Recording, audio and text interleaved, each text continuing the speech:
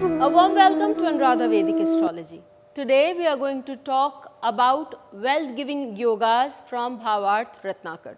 But before that, a big thanks to all of you for liking, sharing and subscribing to all our videos and our Spotify channel.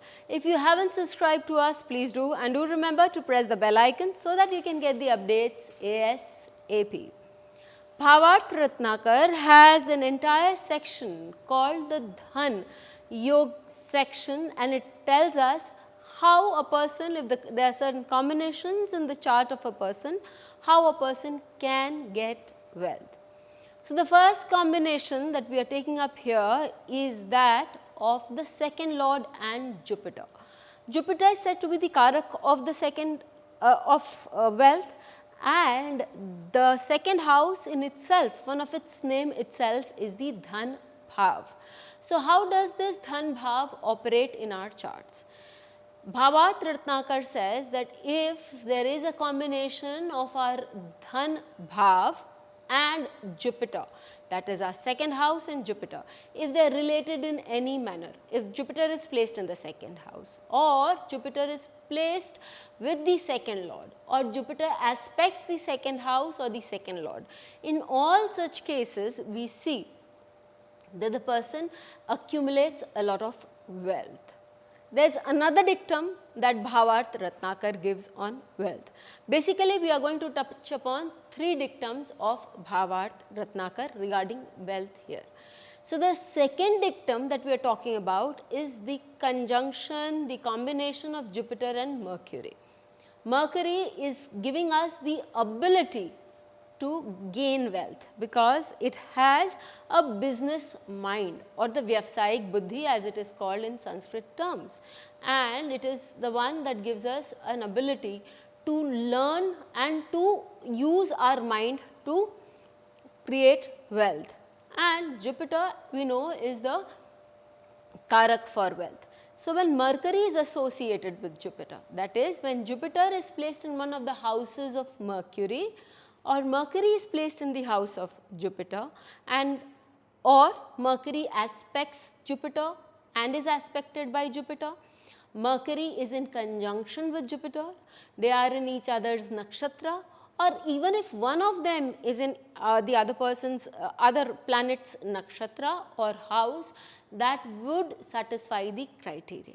Obviously, when there is a mutual relationship, it reflects a great deal, but if there is a single relationship, the intensity will come down. That is something that we have to use our mind and apply our mind and get that answer out from there. So, this is about Mercury and Jupiter. When they are in PSC, then these planets during their dasha antar pratyantar have the ability to give a person lots of wealth. Now, let us look at a chart. Let us take the chart of Chris Evans. Chris Evans is a very well known actor of today's time in Hollywood. What does his chart depict? Well, Chris Evans' chart, if you see, says his Mercury is retrograde in the 8th house and is with Venus, but his Jupiter is in the 11th house, and that is in Virgo, in the house of Mercury. So, this Jupiter is capable of giving very good results.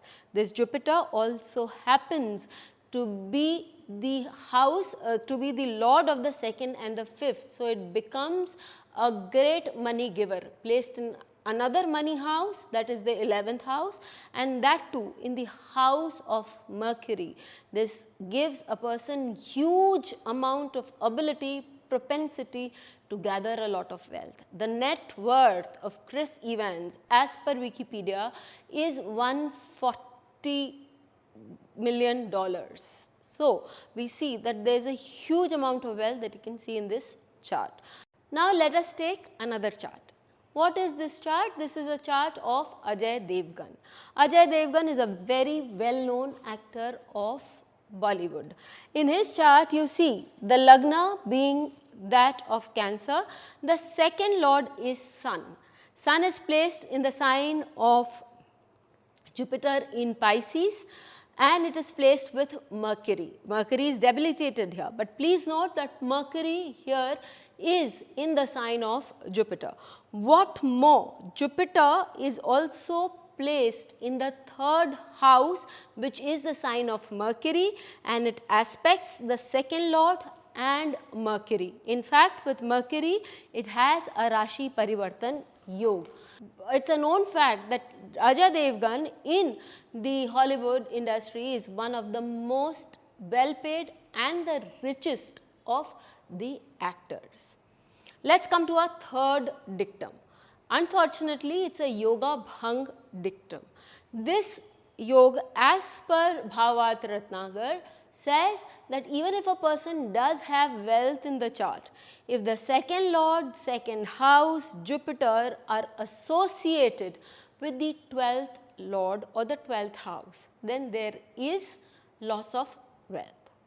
The classic example that I always take in such a case is that of Queen Elizabeth.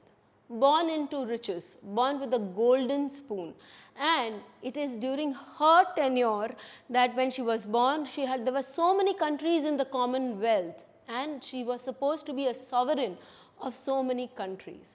By the end of her life, many countries had left the Commonwealth, and what more, there were many countries which had got their independence. They did not owe any allegiance to the throne of Britain.